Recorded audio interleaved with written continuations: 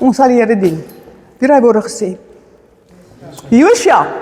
Josua het hy woorde gesê. Ons het laasweek gesien, Josua was 'n eerste stoel Christen gewees, nee. Net soos Abraham, net soos Dawid. En ons is besig met die reeks van die 3 stoele.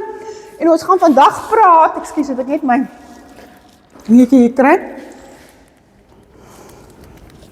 Ja, ons gaan vandag praat oor die pyn van die man en vrou op die middelste stoel.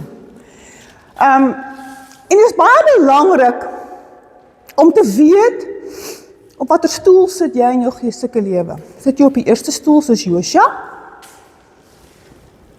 Of sit jy op die tweede stoel? Ons gaan vandag sien, hier is 'n goeie voorbeeld van 'n persoon wat op 'n tweede stoel sit.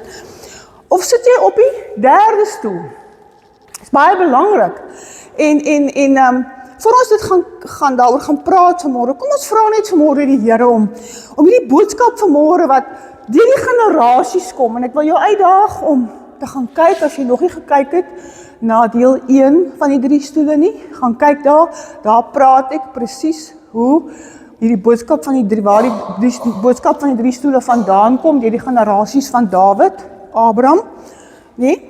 En hoe dit nagevors is in die Bybel, en hoe dit met generasies gebeur, as ons nie die Here dien nie, en as ons nie eerste stoel Christene is nie. En dit wat vir Josua gewerk het, dit wat vir Dawid gewerk het, dit wat vir Abraham gewerk het, ons is niks anders as daai mense en daai generasies in die storielyn van die Bybel nie. Al leef ons in 'n ander era, al is ons in 'n heel moderne wêreld, die gevolge is presies dieselfde. So gaan kyk dit en laat die Here vir jou daar uit die woord uitwys. Ek het nie vanmôre tyd om alles daarna toe terug te gaan nie, maar Here, dankie. Dankie dat U vir ons hierdie boodskap kom oopbreek, Here. En Here, ek wil vra dat U vanoggend ons harte ontvanklik sal kom maak vir dit wat U ook vanoggend vir elkeen van ons wil kom wys, wil kom leer, wil kom openbaar, Here, in ons eie geestelike lewens vanmôre. En dankie, Here, dat U met elkeen van ons 'n pad stap. Niemand van ons, Here, is op dieselfde pad nie. Ons elkeen het ons eie storie, Here. Ons het ons eie joys, ons het ons eie pyn, ons het ons eie uitdagings, ook ons eie oorwinnings. Maar dankie, Here, dat U daar is vir elkeen van ons. Here, kom omarm ons vanoggend en help ons, Here, in die grootste keuse wat ons ooit kan maak, en dit is om vir U te volg. Kom wys vir ons, Here, waar bevind ons geestelik? En wys vir ons die pad, Here, wat U met elkeen van ons wil stap. Dis my gebed in die naam van Jesus Christus. Here, ek vra dat hierdie boodskap sal kom bekragtig, dat elke woord wat uit my mond sal gaan vanmôre kom seën. En dankie dat ek U daarvoor kan vertrou in Jesus se naam. En almal sê saam. Amen. Amen. Ek wil begin deur vir julle 'n prentjie te skets van 2 persone, en miskien terwyl ek hierdie prentjie gaan skets, herken jy jouself vanoggend iewers in hierdie storie. Gerard, wat al 15 jaar vir 'n sekere versekeringsgroep werk, in Port Elizabeth, gaan woon laas jaar 'n konferensie in Pretoria by, wat baie in ooreenstemming is met die Daniel konferensie wat die mans altyd bygewoon het. He? En tydens die middagete breek, loop hy vir Gustaf vas, wat ook al so 10 jaar saam met hom in hierdie versekeringsmaatskappy werk. Hulle werk eintlik op dieselfde vloer, in dieselfde gebou. Hulle ken mekaar goed, baie goed. En hy sê, "Hi Gustaf, wat is goed om jou hier te sien." En Gustaf sê, "Maar ek sou nooit kon dink dat ek jou hier sou raakloop nie. Is jy dan 'n Christen?" Vra hy vir hom. "Ja," antwoord Gustaf half ongemaklik. "Al vir 12 jaar." "En jy?" vra hy. Hy sê, "Toe ek stap hulle pad saam met die Here vir 8 jaar, en ek mis nie een van hierdie tipe konferensies wat gehou word nie." Kobus, wat saam met Gerard by die konferensie is totaal en al oorbluf en uit die veld geslaan. Hy het nie woorde nie. Hy kan nie ophou dink aan die ongemaklikheid in die gesprek wat nou tussen Gustaf en Gerard was nie. Hoe kan twee mans vir ongeveer 10 jaar vir dieselfde maatskappy op dieselfde vloer in dieselfde gebou werk en nie weet dat die ander een 'n Christen is nie? En hoe meer Kobus oor die ontmoeting dink, hoe hartseerder raak hy. Hoe meer hy oor die stiltes en die ongemaklikheid dink, wat hy in Gerard en Gustaf se teenwoordigheid ervaar het, hoe meer het hy geweet, dat hulle albei geweet het, op daardie oomblik, dat iets groots, geestelik, uit plek in hulle lewens was. Hulle het albei geweet. En ek weet hierdie voorbeeld kan ook vanoggend met elkeen van ons in ons lewens spreek. Ook die mense wat aanlyn kyk. Ek vertrou dit. En voor ons gaan aangaan, kom ons doen gou die volgende vasvraag. Maar ek gaan 4 vrae vra vanmôre en ek wil jy daar by jy sit. Moet jy jouself meet aan daardie 4 vrae vanmôre. Okay, meet jouself aan daardie 4 vrae. Eerste een. Het jy al ooit gehoor van iemand wat 'n ambassadeur is vir iets, maar hy of sy tree in die geheim op? Ansa as 'n ambassadeur vir hoof. Tree sy in die geheim op, sal sy enige iets verkoop kry as sy mense nie gaan sien en sê ek staan vir Worth, ek verkoop Worth se produkte nie. Nee.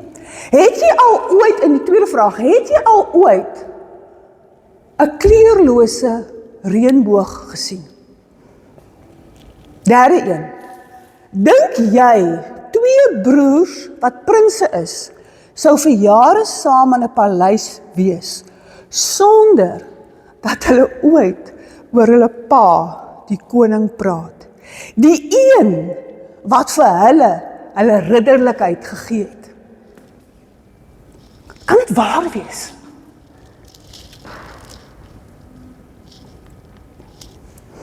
Is dit moontlik, die 4de een, dat 'n persoon wat al die voorregte van 'n prins of van 'n prinses kan geniet, op 'n plek in hulle lewe kan wees, waar hulle in tooiings en in as sit? Is so iets moontlik? Nou ja, elkeen van julle het nou vir julleself hierdie vraag gevra en ek is seker, elkeen van julle kon die eerste 3 vrae baie goed beantwoord. Is ambassadeur en geheim, ek amper sê ambassadeur en geheim en kleurlose en reënboog gaan nie saam met mekaar nie. Dit werk nie, nee. Is net die woorde wat mekaar aanvul nie. En is onmoontlik en 2 prinse wat saam in 'n paleis woon en nooit hulle pa se naam noem nie. Dit kan mos nie waar wees nie. Maar wat van die 4de een?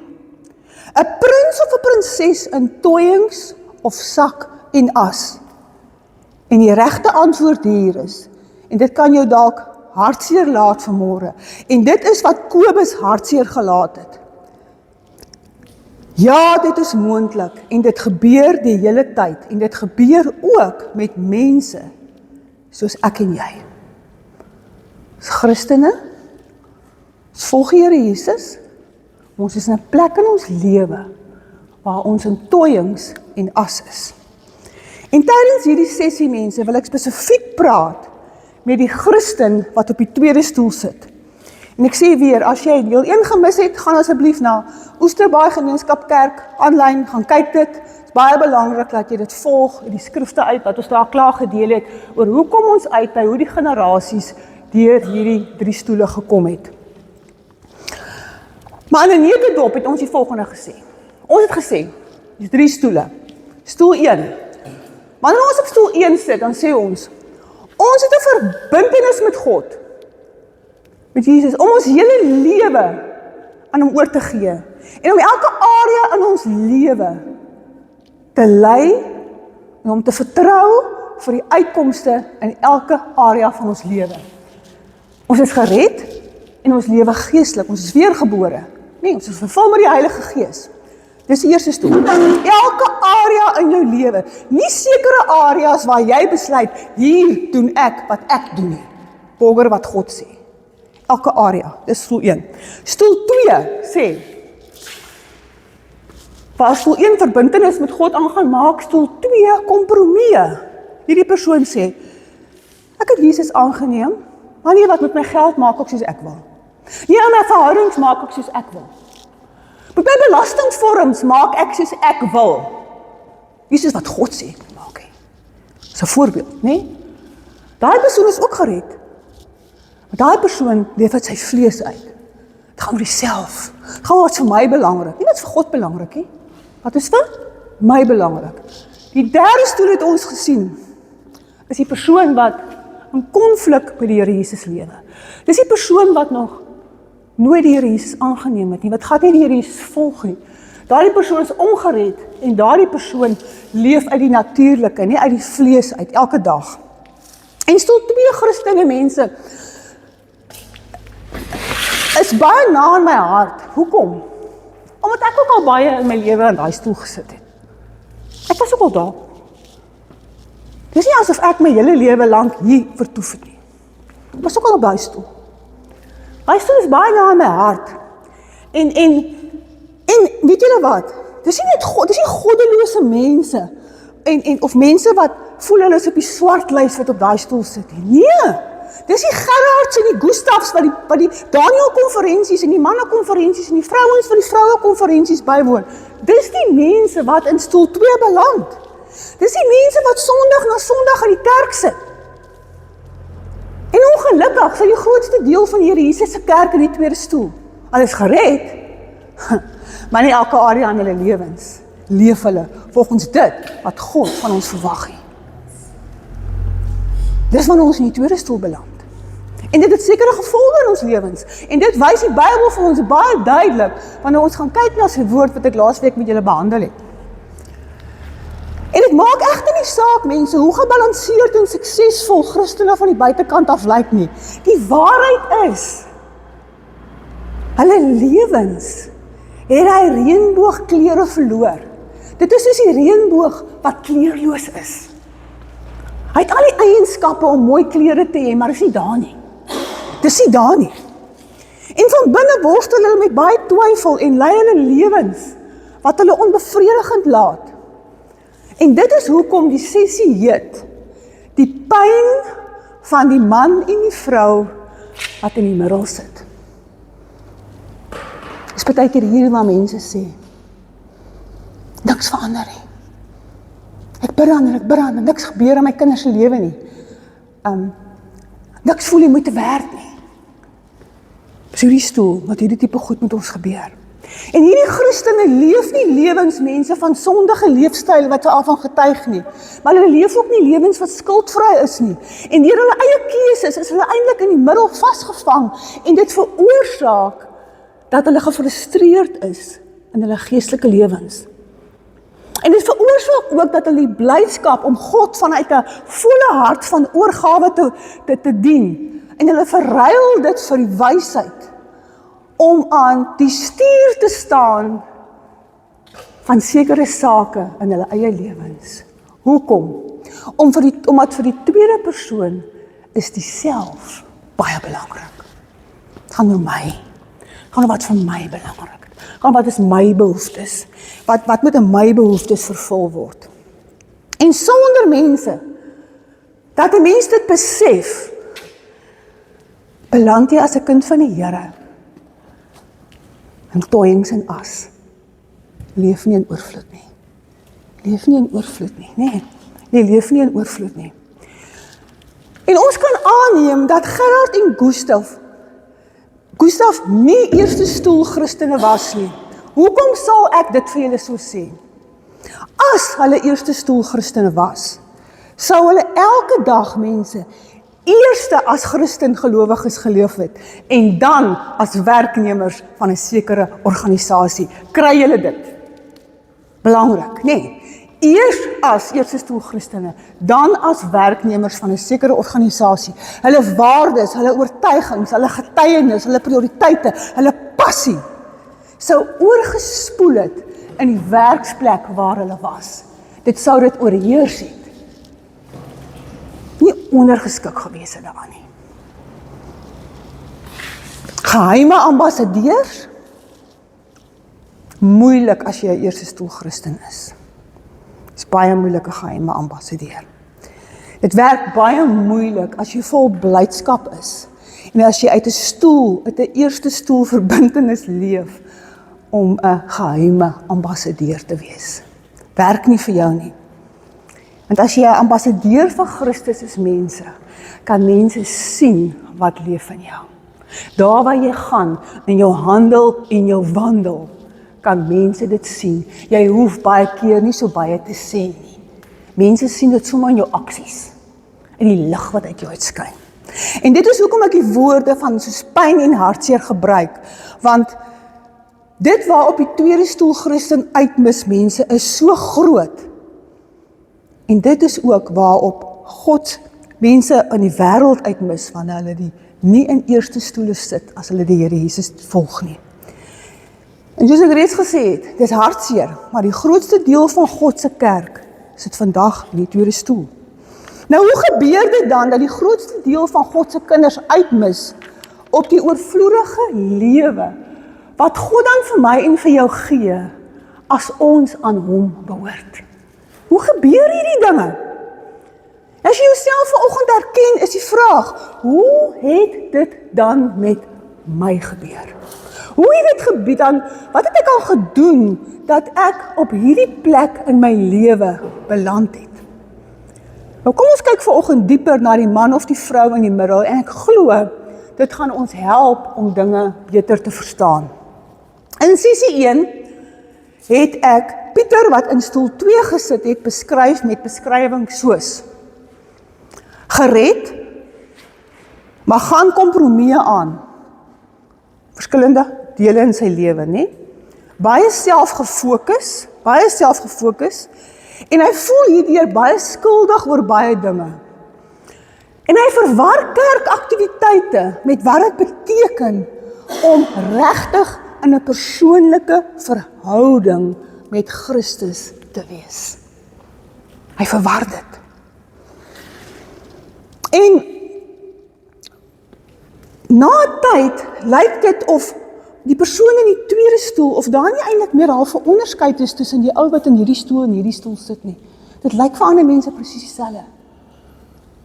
Want hierdie persoon doen eintlik maar dieselfde goed as die persoon in die derde stoel wat Christus nie ken nie. Hy hanteer verhoudings dieselfde. Hy is net so korrup met sy eie geld. Hy lieg vir ander mense, hy verneek sy vrou. Mense wat op kerkbanke sit.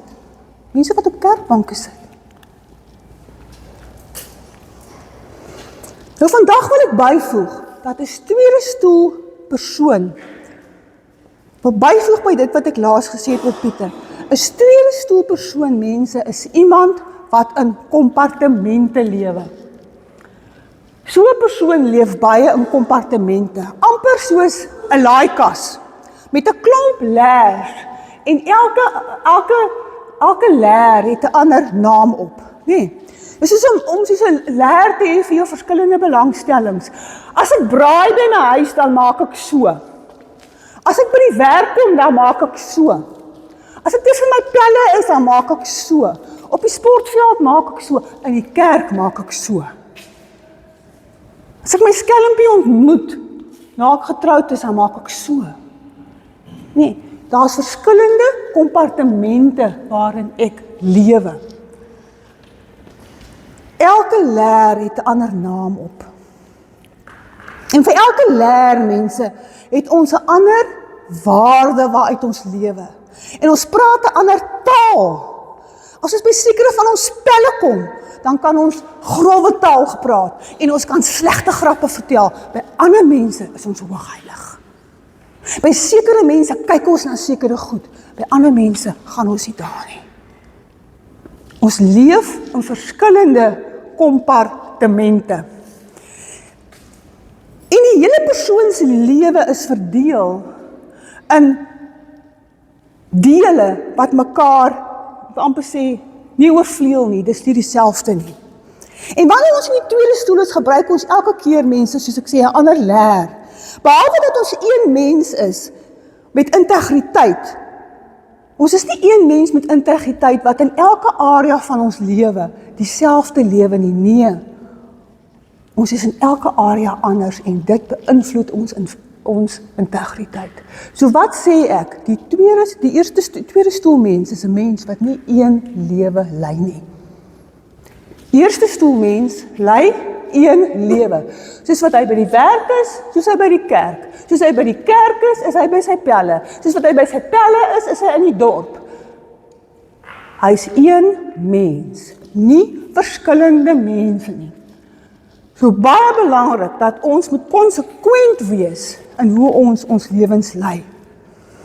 En uit persoonlike ervaring, mense, kan ek getuig dat die mees ongelukkige, gefrustreerde en gestreste mense nie ongelowige mense is, soos die meeste van julle sal verwag om te hoor nie.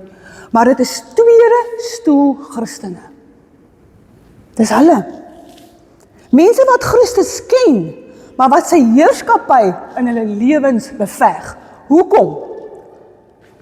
Want wanneer gelowiges kompromieë aangaan, van God wegdraai, en in sonde in hulle lewens vasgevang word, dink julle, die Heilige Gees gaan jou nie konfronteer, as jy op 'n plek in jou lewe gekom het, waar jy jou lewe aan hom oorgegee het, en nou begin jy jou eie paadjies volg nie. Hy gaan jou mos konfronteer. Hy gaan jou konfronteer. Jy het 'n keuse vir Christus gemaak. Hoekom sal God se Gees dit nie doen nie? Hulle het hulle oorgegee die dag om gered te word, om Jesus te volg. Maar nou wil hulle Christus met 'n breed deel van hulle lewe volg, en dan dink hulle, everything must be okay. Alles moet reg uitwerk. Die Here se seën moet op het wees, dat ek my hier so kan maak, maar daar kan ek maar die kat in die donker knyp. En dit moet reg wees vir God.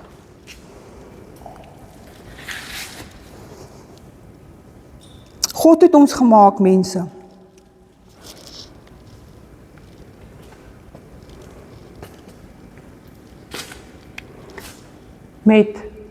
Om een lewe te leef. God het ons gemaak om een lewe te leef. Dis Satan se leuns wat ons laat glo, ons kan in kompartemente funksioneer. En dit frustreer ons en dit verlam ons. En ek glo dat die een ding wat 'n mens dryf om 'n lewe van kompartemente te leef, die diep verbintenis is, wat elke mens maak, om elke geleentheid en gawes van God, wat God jou gegee te gebruik, sodat jy die beste daaruit kan kry. Om die beste opbrengs te kry, is die oplossing vir die tweede stoel Christen. En daarom word die tweede stoel Christen gemotiveer om verskillende rolle te vertolk. En hierdie besluit raak vir ons egter baie duidelik wanneer ons vir onsself 'n sekere vraag vra. En daardie vraag is: waarvoor is ek die liefste?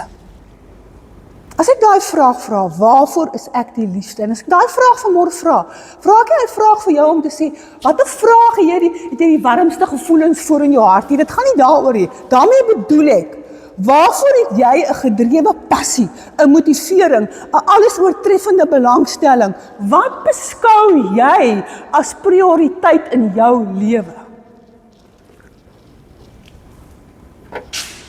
En hierdie antwoord, mense, verdeel Christene in twee groepe, wat wêrelde van mekaar verskil. Dink vanoggend terug aan die afgelope maand in jou lewe. Dink aan jou aktiwiteite. Dink aan wat sal jou vriende oor jou sê. Waaroor droom jy?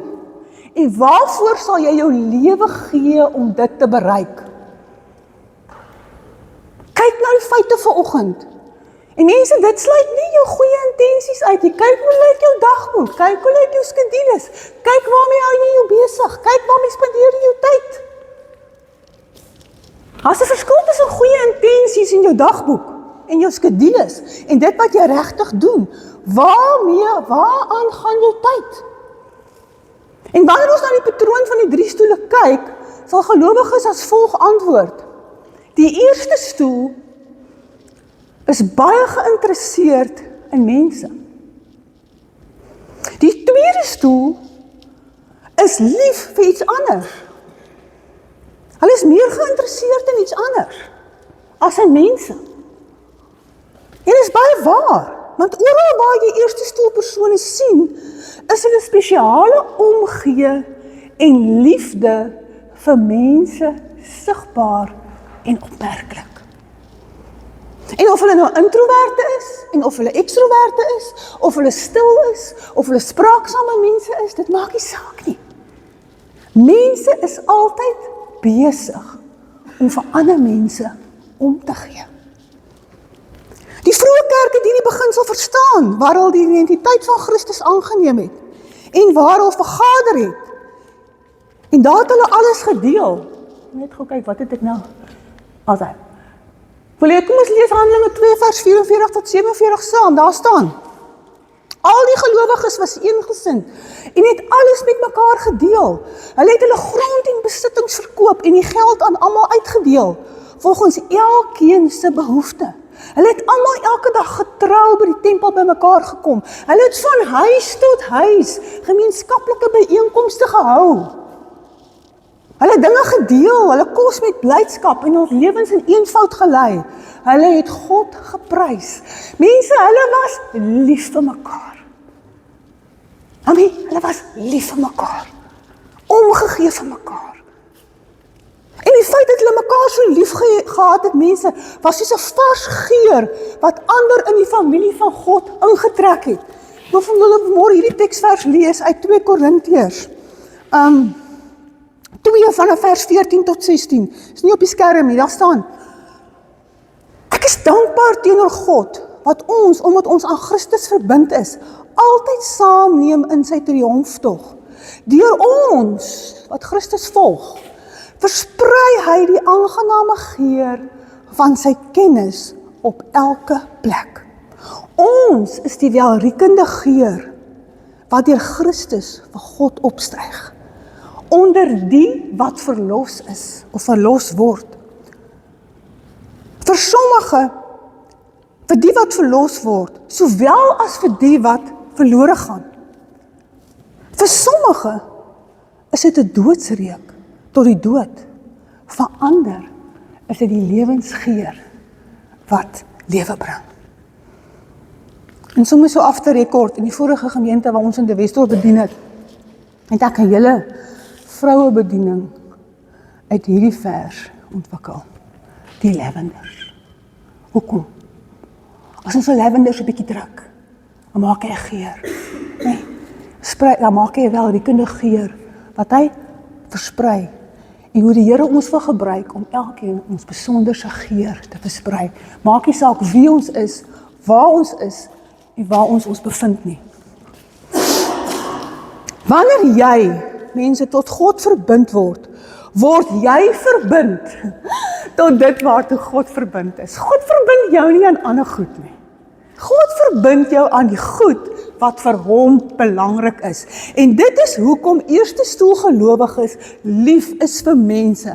As jy terugdink aan Genesis, het God gekom na die tuin om met Adam en Eva te praat, of hulle te besoek, en het hy gegaan met die doel om te gaan kyk mense, hoe pragtig sy druiwetrosse is, of van watter skougehalte sy rose is, of hoe lyk sy perske en sy peerbome.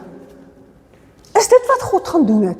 Of het God gegaan om te gaan wandel met Adam en Eva en om met hulle in gesprek te tree? Dit was hoekom God gegaan het. Het Jesus gekom, mense, om groot besigheidstransaksies te beklink, of majestueuse geboue op te rig, of meesterstukke te skryf, of moes hy in 'n posisie op die skool se beheerliggaam wees? Nee, Jesus het gekom om verlore mense te red. Mense, hy het gekom om mense te red, mense wat na sy beeld geskep is, vir wie God met wie God so 'n verbintenis gehad het, sien ons in Johannes 3 vers 16, dat hy sy seun daarvoor gegee het, mense, om daarvoor te sterf.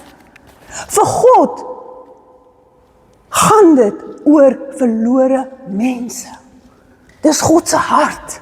Dis God se storie in die Bybel. Dis waar die hele lyn van sy storie gaan, om verlore mense terug by die Here Jesus te kry, by sy seun te kry. Om hulle te restore van die sonde wat skeiding gemaak het tussen hom en hulle. En wanneer Jesus ook van sy doel op aarde gepraat het, het hy gesê, die seun van die mens in Markus 10 vers 45, het ook nie gekom om gedien te word nie. En mense sien ook vandag so baie geestelike leiers, mense wat net gedien wil word. Alles moet net vir hulle gebeur langs die pad. Nee, hy het gekom om te dien en sy lewe te gee, sê Markus 10 vers 45 vir ons. Vir wie? Vir diere? Nee, vir mense. Vir mense. Om sy lewe te gee vir mense. En wanneer ons die evangelies lees, is dit opmerklik dat Jesus sy eerste liefde altyd mense was. Van kinders tot mense van alle rasse, in alle situasies, belangrik of onbelangrik, siek of vuil. Was nie vir Jesus 'n probleem om met die melaatse man te werk nie. Ek is nie bang vir hom nie. Elke eerste stoel Christen het dus net een keuse oor. Wat maak die meeste saak? En as jy God aangeneem het met 'n totale verbintenis, waar jy sê, U is die meester van my lewe, dan neem jy ook die verbintenis op wat God het teenoor ander mense. Jy kan jou nie losmaak daarvan nie. Jy kan nie sê, dis vir God belangrik, maar vir my is dit nie belangrik nie.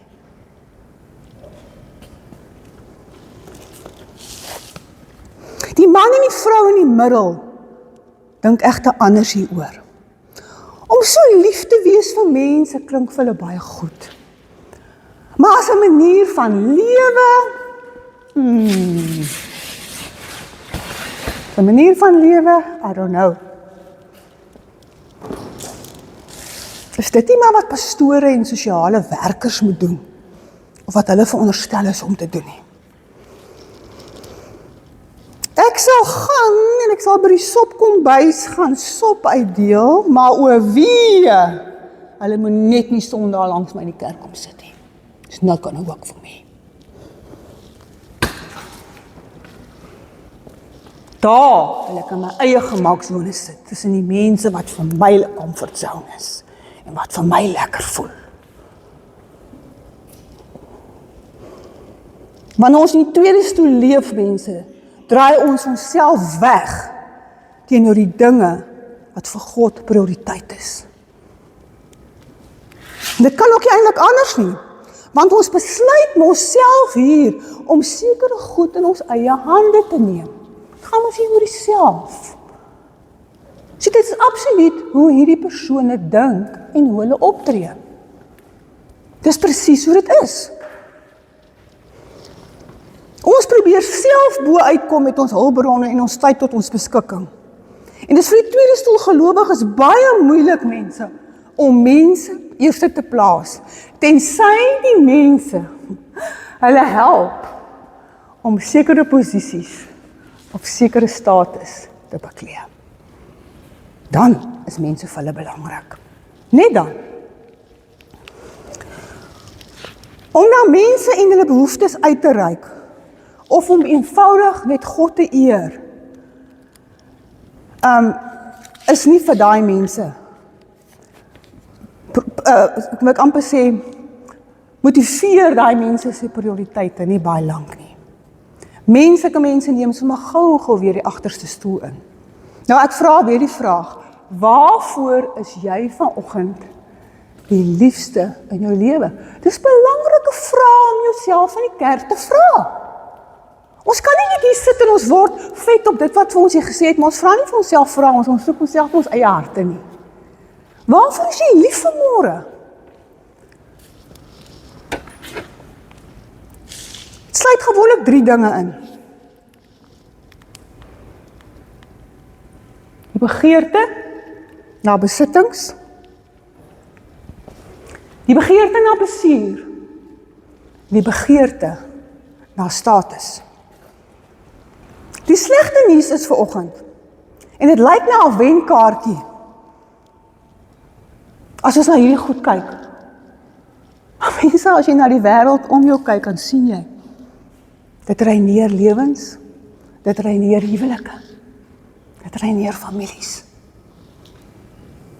Kyk maar om jou en kyk hoe lyk tweede stoel gelowiges se lewens. Nou, een man in die Bybel wat alles gehad het ook deur kompromieë aan te gaan, sy hele lewe vernietig en tot niks laat kom. En soos ek en jy, was hy nie 'n onwyse persoon nie. Hy was beskou as die wysste mens wat nog ooit geleef het. Wie was die wysste mens wat nog ooit geleef het? Salomo. Salomo was die wysste persoon wat nog ooit geleef het. Hy het groot geword as die jonger, maar gewilde prins in koning Dawid se familie. Sy ma Betseba was 'n pragtige vrou en sy pa Dawid was 'n legende in sy era gewees. Koning Dawid was ook beslis een van die eerste stoel Christene van sy tyd. En daarmee wil ek sommer byvoeg. Wanneer jy eerste stoel Christen is, mense, doen jy nie altyd alles reg nie. Het Dawid alles reg gedoen? Nee. Dawid het ook verkeerde goed aangevang. Maar hy het op 'n plek weer gekom, na hy dit gedoen het, waar hy gesê het, Here, ek bely wat ek gedoen het. En ons weet, Dawid was vir die Here die appel van sy oog. Here was lief vir hom. Here was lief vir Dawid. Dawid was nie 'n volmaakte mens gewees wat alles net reg gedoen het nie. Maar hy het geweet wanneer hy verkeerd gedoen het en hy het nie in dit aangebly en aangehou doen wat verkeerd is nie. Hy het uit dit getree. Kroonprins Salomo teenoor Dawid was baie aantreklik. Beskik oor baie goeie gawes en talente. Hy was welgesteld en hy was 'n opgevoede man in sy tyd. En as een van ons nou vanoggend iemand in die Ou Testament kon kies, wat vandag jou maatskappy kan kom lei, dan sou Salomo absoluut die ideale persoon gewees het. Die geskikste kandidaat.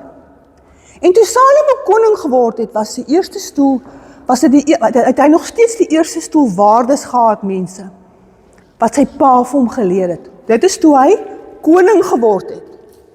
Toe hy koning geword het, het hy nog die waardes gehad wat sy pa vir hom geleer het, né? Eerste stoel waardes. Maar God kom op 'n plek in sy lewe met hom en vra vir hom 'n baie belangrike vraag. En ek wil hê julle moet saam met my blaai. Die skriflesing van vandag. 1 Konings 3 vers 3 tot 9 as jy jou Bybel by jou het. Ek gaan nie hy skrif opgooi nie, ek gaan dit vir julle lees. 1 Konings 3 vers 3 tot 9 sê die volgende. Salomo het sy liefde vir die Here betoon deur alles te doen wat Dawid sy pa hom voorgeskryf het. Hy het egter nog op die hoogte offers gebring. Koning Salomo het na Gibeon toe gegaan om daar te offer, omdat dit die vernaamste hoogte was. Salomo het op daardie altaar duisende brandoffers gebring. Nie vir wie nie, vir die Here. Vir die Here, nee. Daar in Gibeon het die Here die nag in 'n droom aan Salomo verskyn en vir hom gevra: "Wat wil jy hê, moet ek vir jou gee?" Here vra vir hom daai vraag.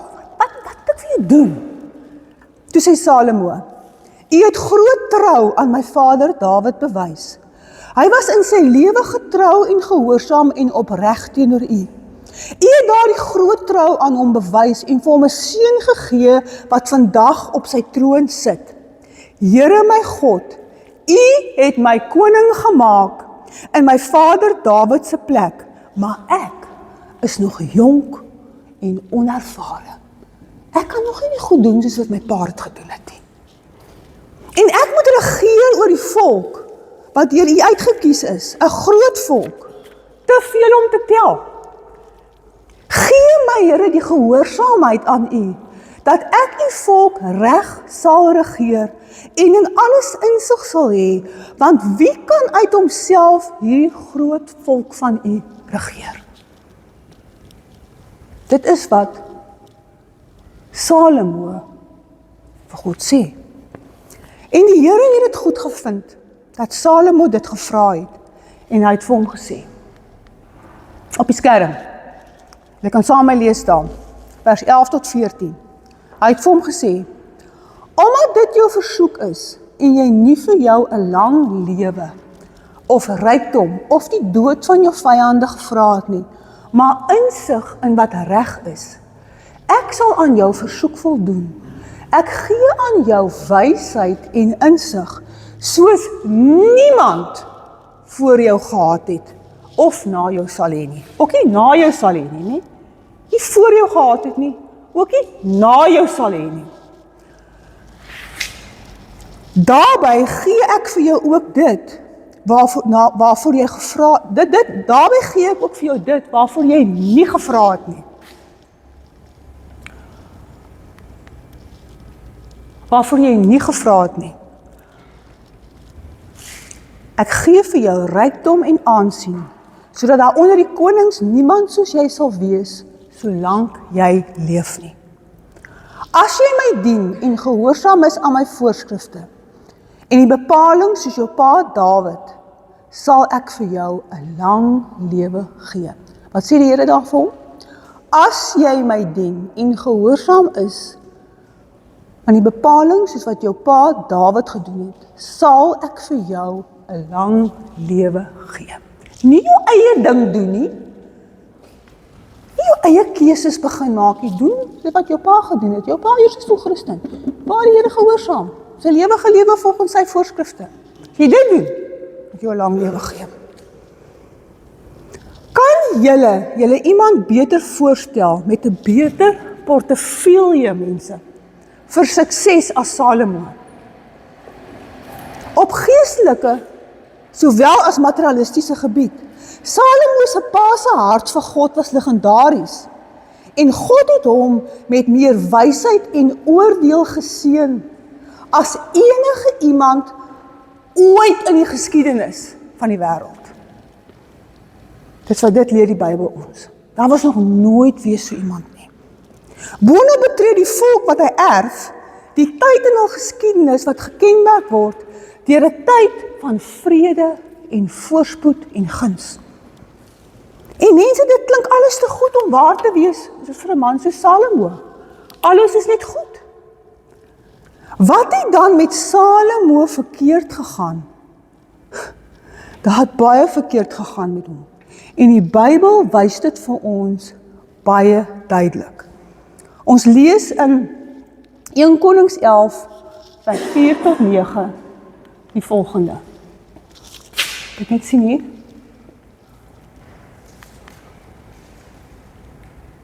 Ja.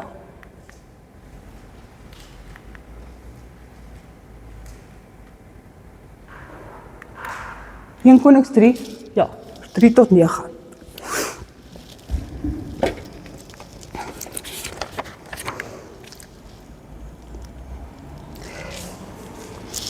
Ek het die verkeerde skrif daar, ek net aangaan nie.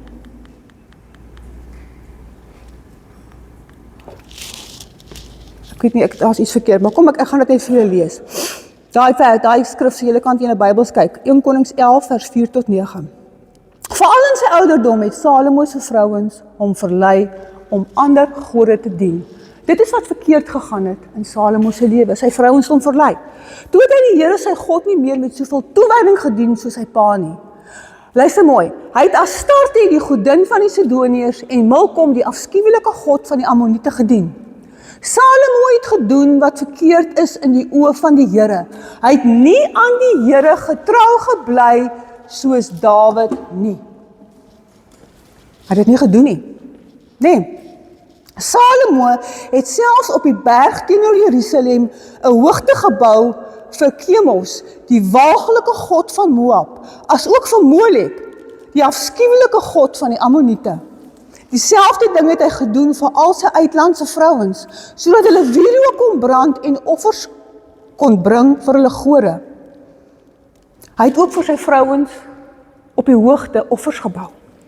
Die toorn van die Here het teen Salomo ontvlam, sê 1 Konings 11 vers 4 tot 9 vir ons, omdat hy nie meer die Here, die God van Israel gedien het nie. En die nuwe vertaling sê vir ons, hy sê, die Here was baie ontevrede met Salomo, omdat hy die Here, die God van Israel, wat 2 keer aan hom verskyn het, verlaat het.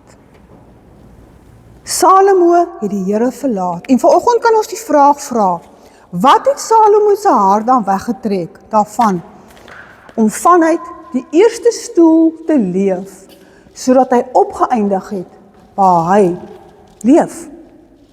Wat het dan verander?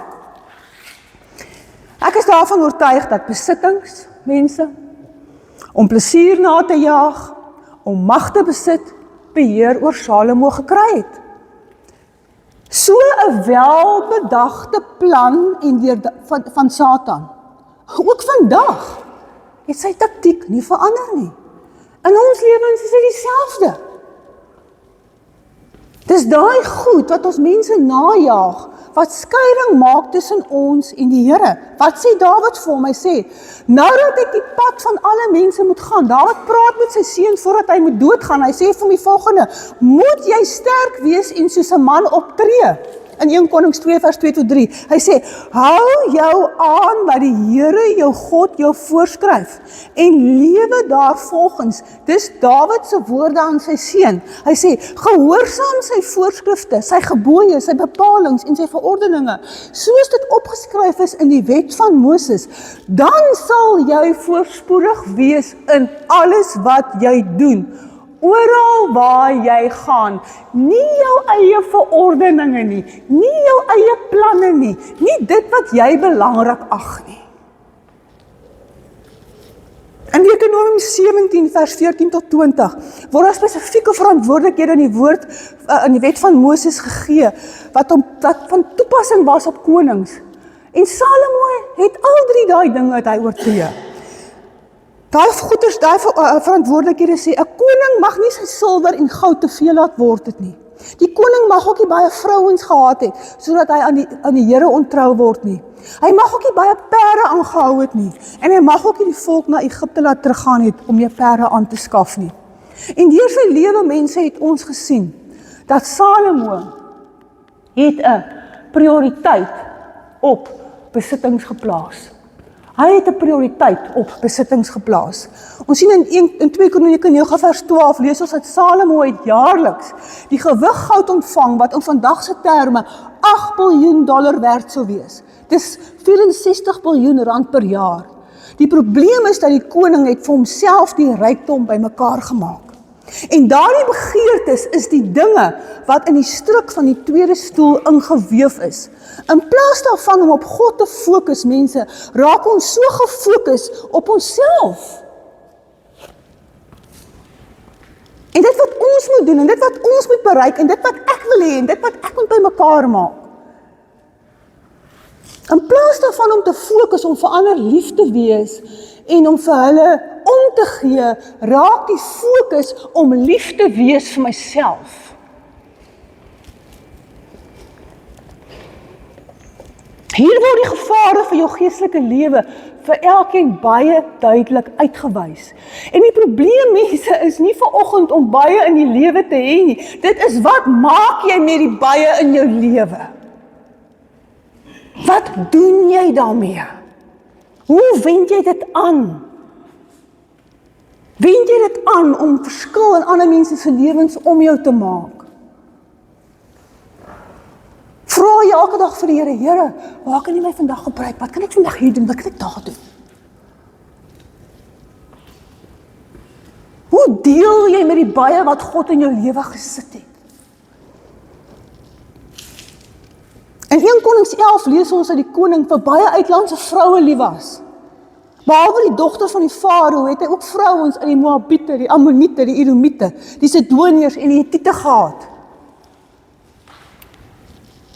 Dit was van die nasies waarvan die Here vir die Israeliete gesê het, bly weg. Moenie dit gaan doen nie, moenie met hulle omgaan nie. Want hulle gaan vir julle verlei, dat julle hulle gode aanbid. Hy het nie geluister nie. Salomo het op hierdie vrouens verlief geraak. Hy het 700 vrouens uit vorslike families gehad, en ook nog 300 byvroue. En veral in sy ouderdom het Salomo sy vrouens om verlei, om ander gode te dien. En toe het Salomo nie meer die Here met dieselfde toewyding gedien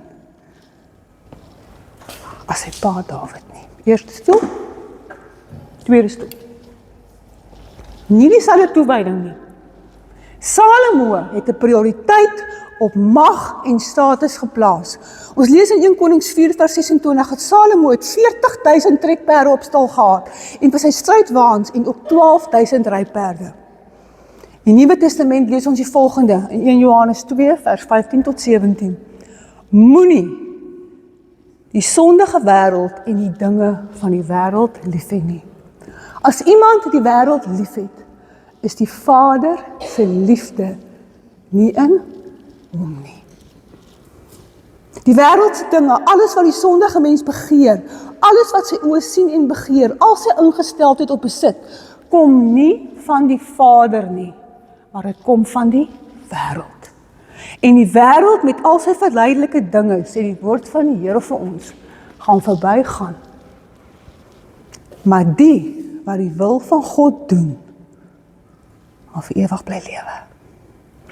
In die tuin van Eden het die slang ook in dieselfde gedaante mense gekom en dinge vir Adam en Eva aangebied. Wysheid, smaaklike kos, uitloklike vrugte, mag, plesier en besittings. Hulle het ja geantwoord op sy uitnodiging. Gedurende Jesus se tyd in die woestyn offer Satan hom ook kos, rykdom en mag. Maar Jesus het nie ja geantwoord nie. Maar nee, hy het nee gesê. Vir Salomo, die man in die middel, was hier dieselfde 3 dinge mense moeilik om te weerstaan.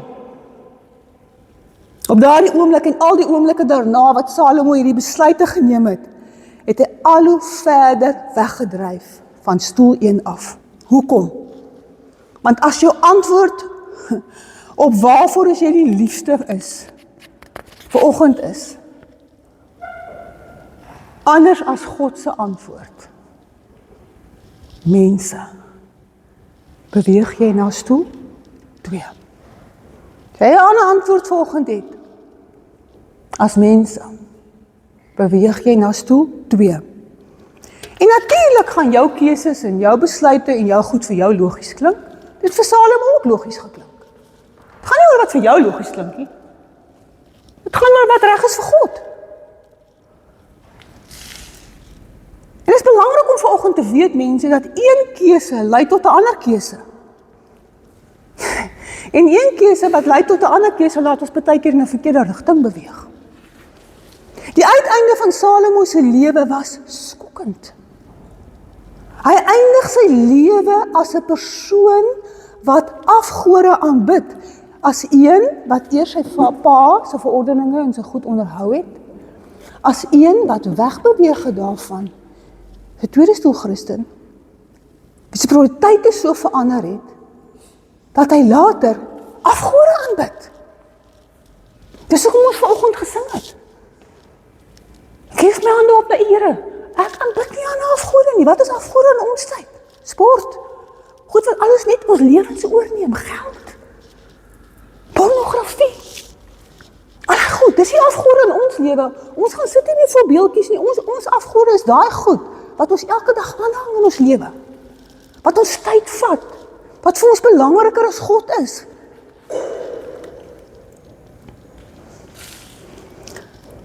Salomo se kinders, derde stoel, word groot.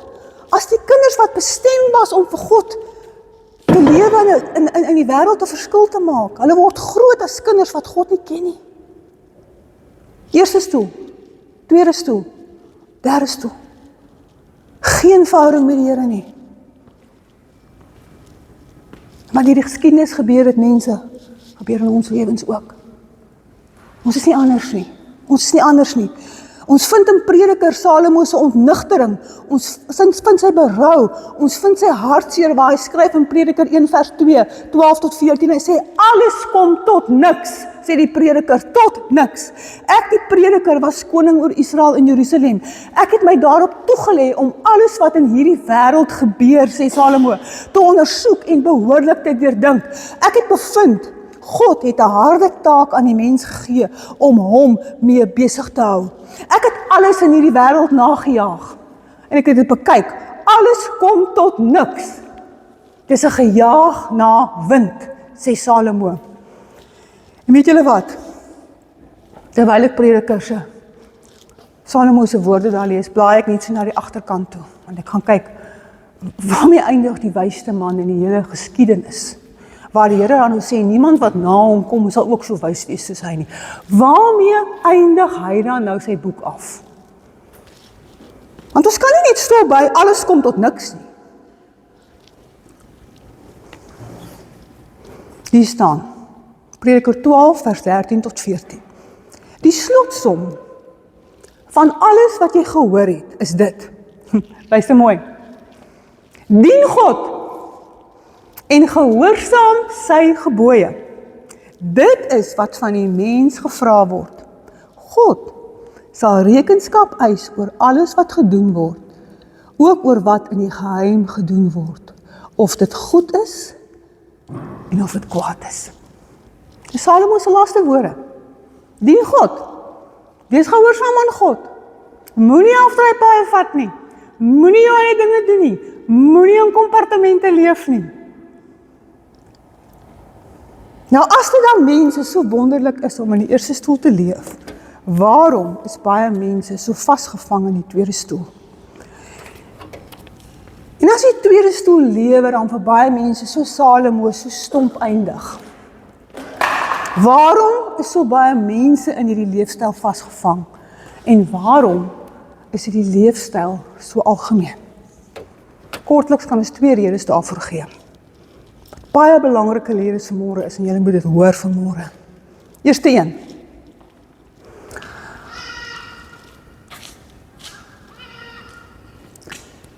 Ons kry eerstens die persoon wat sy pad saam met die Here in sy eerste stoel begin.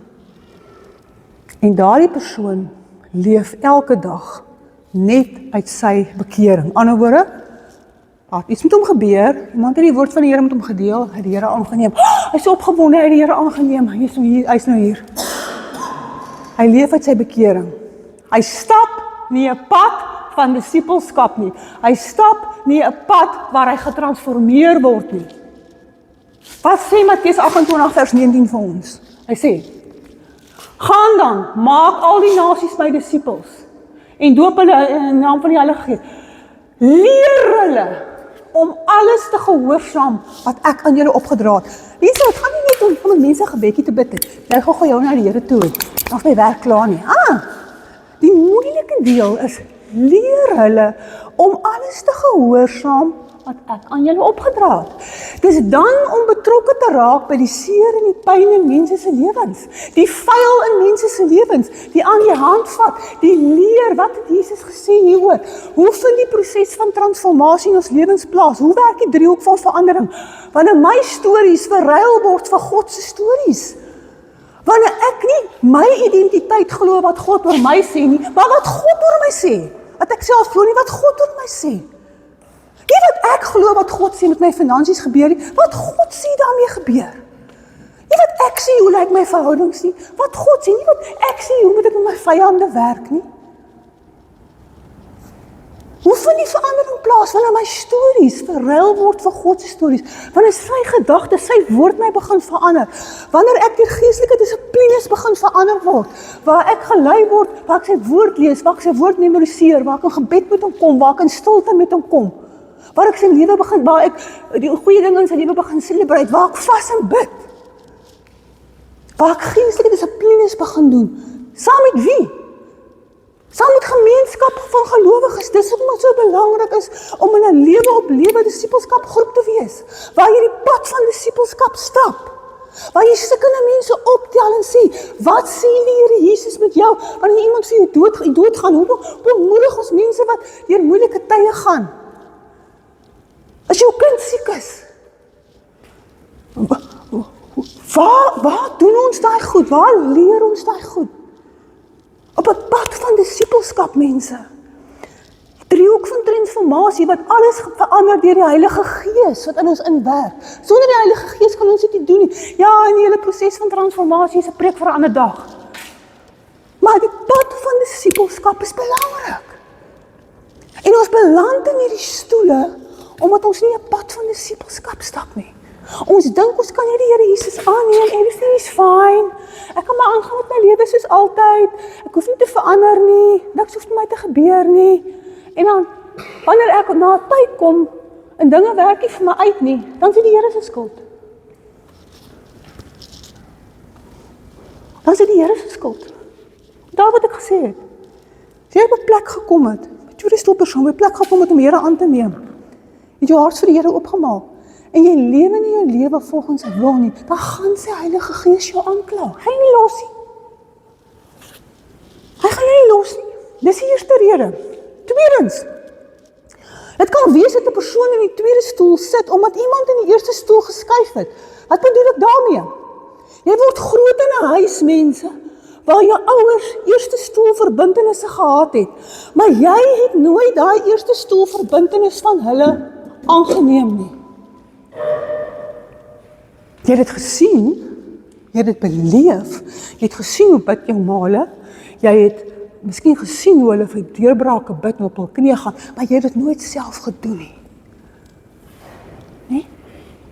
So jy glo in jou ouers, jy beweeg saam met hulle, maar jy glo nie in die God in wie jou ouers glo nie. Nou word jy groter, nou beweeg jy uit die huis uit. Nou gaan doen jy jou eie ding. En nou is hy ouers nie meer daar nie. Nou weet jy van God, jy weet van Christendom, jy weet van al hierdie mooi dinge, maar is nie deel van jou lewe nie. Wat gebeur dan? Jy beland hier. Jy beland in die tweede stoel, nee. So, dit raak vir jou kopkennis. Dis nie goed wat jy persoonlik ervaar nie. Dis 'n probleem. Dink vir aan die lewe van Josua in sessie 1. Wat was die verskil tussen Josua en die leiers wat hom oorleef het? Josua het die verbintenis gehad, ek en my huis, ons sal die Here dien. Maak nie saak wat ander mense om ons doen nie, dis wat ek doen. Wat het die leiers gedoen wat hom opgevolg het?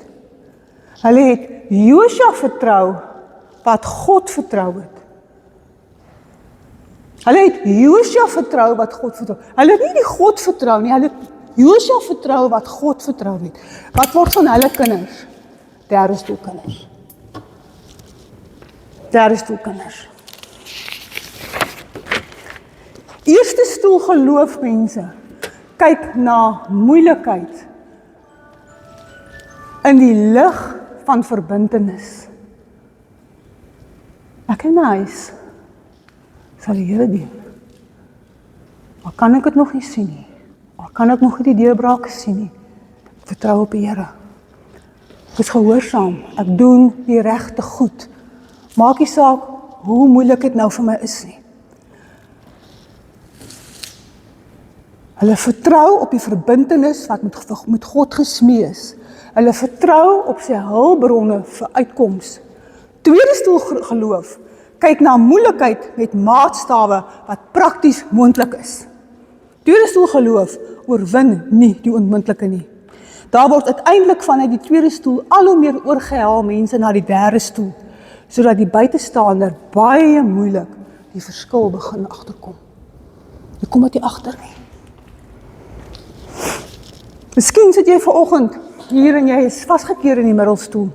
Miskien luister jy na die opname en jy besef vanoggend, maar ek is vasgekeer in die middelstoel. Jy sukkel om uit dit te kom en dit voel vir jou asof jy eintlik nie kan beweeg nie. Miskien het jy soos Salomo van 'n eerste stoel na 'n tweede stoel geskuif vir redes wat vir jou goed en vir jou reg was. Jy het jou lewe waardevol geag. Jy het jy het op jou instinkte staat gemaak. Maar nou is jy in 'n posisie, mense, waar jou selfgesentreerdheid jou begin inhaal langs die pad. Nou, huwelik is op 'n moeilike plek. Jou lewe is op 'n moeilike plek. Jou bestemming en jou familie is alles, voel vir jou uit plek uit. En miskien voel jy ook so Salomo, waar hy in Prediker sê, alles kom tot niks. Miskien so toe jy voel vanoggend. Wat help dit alles? Die goeie nuus vanoggend is, daar's hoop.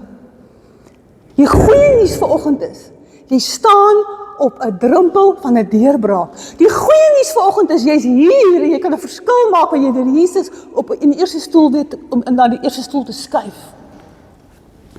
Jy luister na die opname en jy kan skuif na die eerste stoel. God is bereid om jou te ontmoet waar jy nou is. En as jy in stoel 2 sit, en jy ken Jesus as jou saligmaker, dan is jy gered. En dan wil God jou vanoggend daaraan herinner, mense, dat jy 'n koningskind is. En dat jy nie in sak en as en in tooiings hoef te sit nie. Maar hy wil jou daaraan herinner dat jy een lewe moet leef. En nie in kompartemente nie. En as daar die areas in jou lewe is, waar jy nie volgens die wil van God lewe nie, moet jy eerlik wees met jouself daaroor en moet jy dit neerlê. En sê, Here, nie my wil nie, maar U wil. Anders gaan jy in tooiings en sak en as sit. Satan wil hê, jy moet glo dat God nie vir jou genoeg is nie. Dat God nie genoeg is vir jou besigheid nie. Of vir jou boerdery of vir jou persoonlike lewe. Of vir jou kind te verander. Dis 'n leuen. Dat jy goed in jou eie hande hoef te neem. God wil nie hê ek en jy moet in kompartemente leef nie. Hy soek nie verskillende leers nie. Hy soek een mens met een integriteit, een lewe. Dis wat hy soek. Dis hoe hy jou gemaak het. En dis hoe hy na jou kyk. Hy wil hê jy moet in stoel 1 sit. Hy wil hê jy moet verbintenisse teenoor hom maak. Ek en my huis, ons sal die Here dien. Nie kompromie nie. Ja, my Here, hier gaan ek so maak, hier gaan ek dit doen. Dis bietjie veel gevra van my daai, Here. Nee, ek en my huis, ons sal die Here dien. Maak nie saak wat dit vir ons vra nie. Here vra vir elkeen van ons nie dieselfde goed nie, mense. Elkeen van ons het ons eie storie, ons eie lewe, ons eie kwaliteite, ons eie shape. Het jou eie persoonlikheid, het jou eie geskiedenis, het jou eie geestelike gawes. Wat vra die Here van jou? Wat moet jy doen?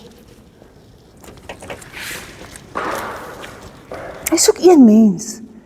En soos jy hom volg na die eerste stoel, gaan hy jou in jou heelheid lei. En hy gaan vir jou leer mense om vir ander mense lief te wees. Want as ons die Here Jesus gaan volg in sy liefde is in ons lewe, raak hom sy hande en sy voete. Ons begin dink soos hy, ons begin optree soos hy, ons begin voel soos hy. 'n Hart vir mense. In sy gees sal jou geleenthede lei waar jy stelselmatig, maar doelgerig gaan kies om hom eerste te stel. Is jy gereed om te beweeg van stoel 2 na stoel 1?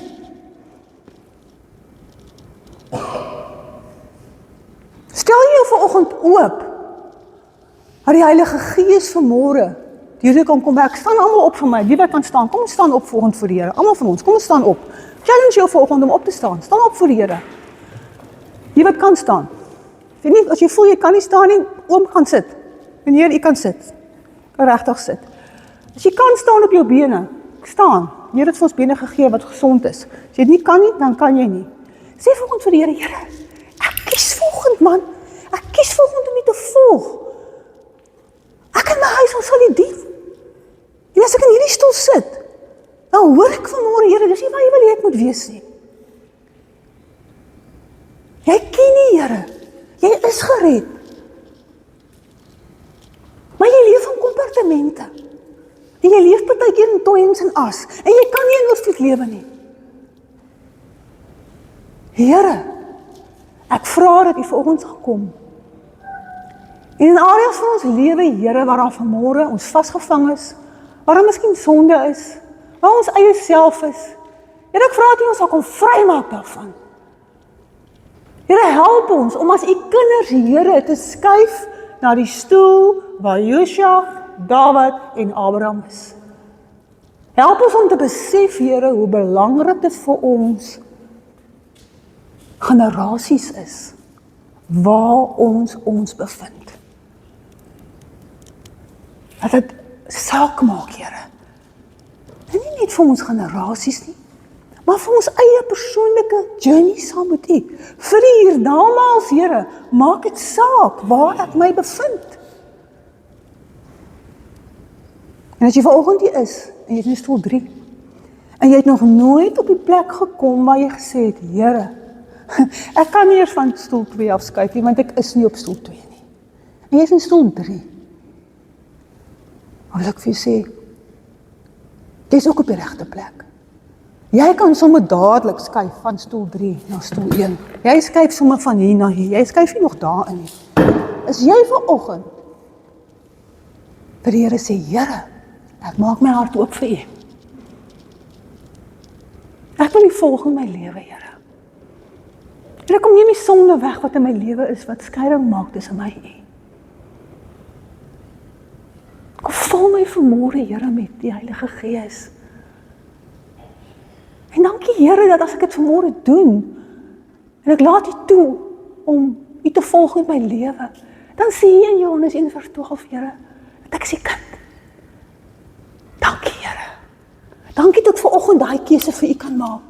En dankie, Here, dat U my dadelik hier in stoel 1 aanvaar. En help my, Here, en lei my op 'n pad van disippelskap, waar ek sal leer om elke dag U meer en meer te volg. Plaas my, Here, in 'n gemeenskap van gelowiges, Here, wat my gaan help en my aan die hand gaan vat, om my die dinge te leer wat ek moet weet. Dankie, Here, vir U werking in my lewe. In Jesus se naam. Amen. Ons gaan afsluit met die lied Today.